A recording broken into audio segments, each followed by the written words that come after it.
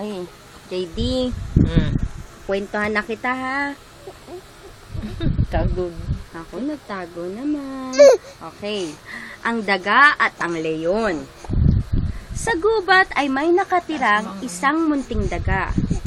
Isang araw ay lumabas siya ng kanyang lungga upang maghanap ng makakain. Habang gumagala siya, ay napansin niya ang isang bunto ng mga dayami at sinimulan niyang halukayin iyon.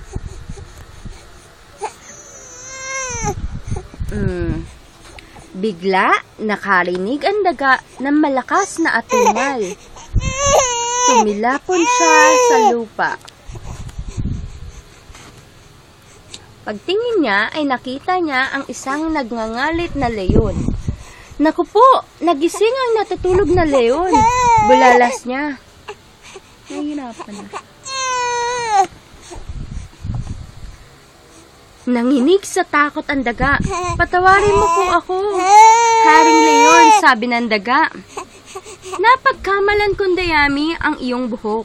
Huwag mo akong sasaktan. Pangako, makakaganti rin ako ng kabutihan sa iyo balang araw. Matamang pinagmasan ng leyon ang daga at biglang tumawa. Napakaliit mong nilalang, daga. Sabi ng leyon, wala kang silbi. Kahit kailan ay hindi kita kakailanganin. Chupi! Kumaripas ng takbo palayo ang daga. Lumipas ang araw. Muling gumala ang daga sa gubat para maghanap ng makakain. Nakita niya ang leyon na umaalagwa mula sa isang bitag. Tiyak na papatayin ang haring leyon pagdating ng mga ngaso, sabi ng daga sa sarili. Nagpasya ang daga na tulungan ng leyon. Heto na ang pagkakataong hinihintay niya. Gusto niyang ipakita sa leyon na mayroon siyang silbi rito at kailangan siya nito. Sinimulang ngat-ngatin ng daga ang bitag.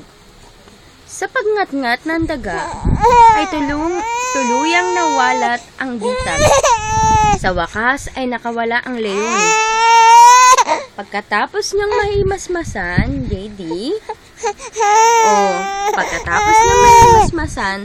ay binalingan ng leyon ang daga.